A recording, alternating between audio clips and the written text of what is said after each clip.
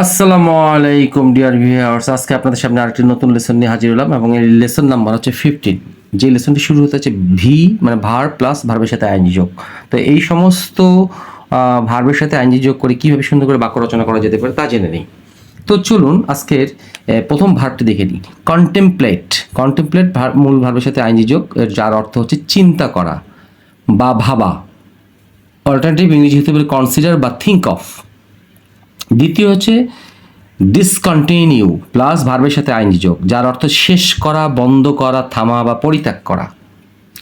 Involve plus ভার্বের সাথে ING যোগ, যার অর্থ হচ্ছে জড়িত করা, কাজে নিযুক্ত করা বা অন্তর্ভুক্ত করা।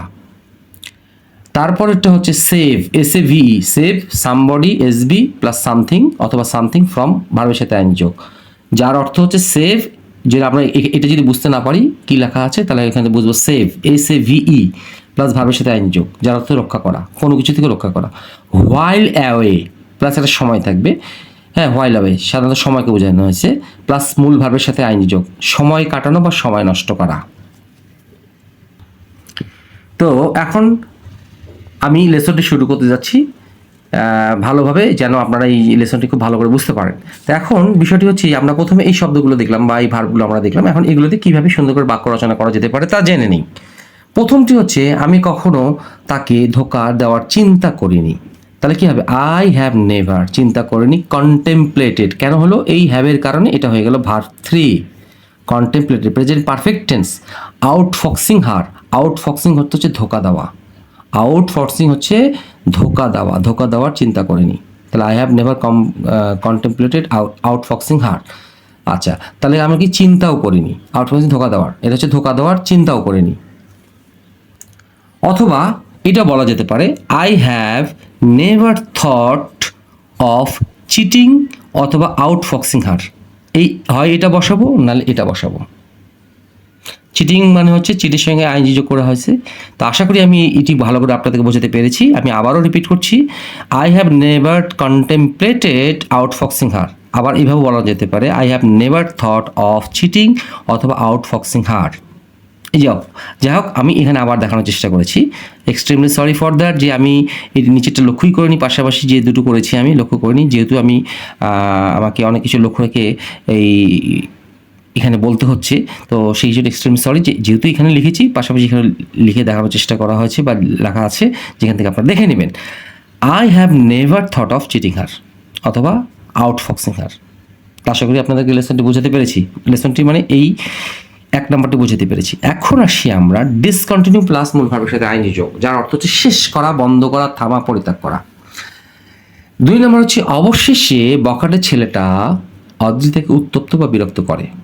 অ্যাট লাস্ট, বিরক্ত করে বা করেছিল, আমি দিলাম উত্তপ্ত করেছিল। আচ্ছা, অ্যাট লাস্ট দ্য স্পয়েলড বয়, এই বখাটে ছেলেটার ইংরেজি হচ্ছে দ্য স্পয়েলড বয়। বিরক্ত, অবশেষে বখাটে ছেলেটা অদ্রিতাকে উত্তপ্ত বা বিরক্ত, উত্তপ্ত করা বা বিরক্ত করা বন্ধ করেছিল। আমি এখানে আমার প্রিন্টিং মিস্টেক হয়ে গেছে, তো সেই জন্য আবার এক্সট্রিমলি সরি। হ্যাঁ, মাঝে মাঝে অনেক সময় আমার পেজগুলোতে রিভাইজ করার বা কোথাও ভুল রয়েছে এটা দেখার হয়তো সময় হয়ে ওঠে না, সেই কারণে এইগুলো হয়ে থাকে, ছোটোখাটো জিনিসগুলো হয়ে থাকে। তো আপনারা জাস্ট একটু ক্ষমাসুলভ দৃষ্টিতে দেখবেন। আমি আবারও রিপিট করছি যে অবশেষে বখাটে ছেলেটা অদ্রিতাকে উত্তপ্ত বা বিরক্ত করা বন্ধ করেছিল। তাই বন্ধ করা, থামা বা শেষ করলো এরকম একটা অর্থ প্রকাশ করতে আমরা কি করছি? অ্যাট লাস্ট দ্য স্পয়েলড বয় এই ডিসকন্টিনিউড টিজিং, টিজ মানে হচ্ছে উত্তপ্ত করা বা বিরক্ত করা, টিজিং দ্য গার্ল, অথবা স্টপড টিজিং দ্য গার্ল, যে কোনো একটা করা যেতে পারে, অথবা এটা করা যেতে পারে, স্টপ টিজিং করা যেতে পারে, অথবা এই ডিসকন্টিনিউটির সঙ্গে টিজিং দ্য গার্ল করা যেতে পারে। আশা করি বুঝাতে পেরেছি এটা। এখন আসি 3 নাম্বার। 3 নাম্বার কি বলেছি এখানে? ইনভলভ প্লাস ভার্বের সাথে আইনজি যোগ, জড়িত করা, কাজে নিযুক্ত করা বা অন্তর্ভুক্ত করা। এখন দেখি 3 নাম্বার লেসনে আমরা কি শিখতে পারছি। তিনি আমাকে এই কাজে নিযুক্ত করেছে বা অন্তর্ভুক্ত করেছে তাকে শায়েস্তা করার জন্য। আচ্ছা, এখন আসি হি হ্যাজ ইনভলভড মি। কেন যে করেছে? এটা ভার্ব 3 হলো কেন? এটা হচ্ছে প্রেজেন্ট পারফেক্ট টেন্স, করেছে। Involve me teaching her a proper lesson, teaching her a proper lesson, মানে টিচ সামবডি প্রপার লেসন হচ্ছে কাউকে উপযুক্ত শিক্ষা দেওয়া। হ্যাঁ, এখন আমরা একটু জানাতে চাই, মনে রাখবেন টিচ, এটা আইএনজি বাদ দিলাম, teach SB, SB equal to somebody, teach somebody a proper lesson হচ্ছে কাউকে উপযুক্ত শিক্ষা দেওয়া। আচ্ছা, এখন 4 নাম্বারটা আসি আমরা। 4 নাম্বারটা কী রয়েছে, এইটাও ইনভলভড রয়েছে। আমার নতুন চাকরিটা আমাকে সারা দেশে ভ্রমণে জড়িত করেছে, মানে আমার নতুন চাকরিটার কারণে আমাকে সারা দেশে ভ্রমণ করতে হচ্ছে, এরকম একটা অর্থ প্রকাশ করছে। তো my new jobs involves me, involves me করতে পারি অথবা ইনভলভস মাই, যে কোনো একটা করতে পারি। তাহলে my travelling all over the country, সারা দেশের ইংরেজি অল ওভার দ্য কান্ট্রি ভ্রমণ করতে কি জড়িত করেছে, আমাকে ইনভলভ করেছে। এই এক কথায় আমার নতুন চাকরি আমাকে কি করেছে, বাধ্য করেছে, সারা দেশে ভ্রমণ করতে আমাকে বাধ্য করেছে, মানে আমি এই কাজে, এই চাকরিটা কারণে আমি ভ্রমণ করতে পারছি, চাকরিটার কারণে আমাকে ভ্রমণ করতে হচ্ছে, এরকম একটু অর্থ প্রকাশ করতে এটা ব্যবহৃত হয়। আশা করি বুঝাতে পেরেছি। এখন হচ্ছে save, S A V, save somebody something from, ভার্বের সাথে আইনযোগ, রক্ষা করা, কোনো কিছু থেকে রক্ষা করা। এখন আমরা 5 নাম্বারে যাই, 5 নাম্বারে যাব এবং 6 নাম্বার এক্সাম্পলটাতে যাবো আমরা। 5 নাম্বার এবং 6 নাম্বার এক্সাম্পলটা দেখবো আমরা ভালো করে। তাকে ডুবার হাত থেকে বাঁচাও, তাহলে save her from drowning, drowning হচ্ছে ডুবা, এই ডুবা, ড্রাউন শব্দটা বেস, এর সঙ্গে আইনযোগ, তাহলে কি হলো ড্রাউনিং। আচ্ছা, 6 নম্বর এক্সাম্পলটা হচ্ছে আমরা মেয়েটিকে বিপদের পড়ার হাত থেকে বাঁচিয়েছিলাম, তাহলে উই সেভড, ল নিলাম পাস্ট ইনফিনিটিভ, সেই জন্য এটা ভার্ব টু হলো। তাহলে we save the girl from getting into trouble, gate into trouble হচ্ছে বিপদে পড়া ইংরেজি হচ্ছে গেট ইনটু ট্রাবল।